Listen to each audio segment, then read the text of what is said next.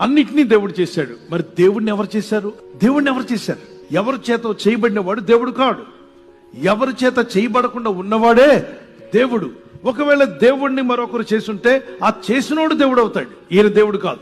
Science says energy cannot be created or destroyed, it only be changed from one form to another. దేవుడు కూడా is self existing, స్వయంభవుడు, అంటే స్వయంగా ఉన్నవాడు కాబట్టి దేవుడు అవుతాడు. కుండను ఎవరు చేస్తారు?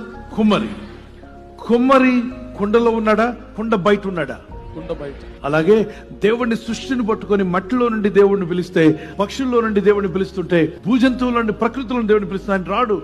అన్నిట్లో దేవుడిని చూస్తా అంటారు. అత్తలో కోడలు దేవుడిని చూడగలదా?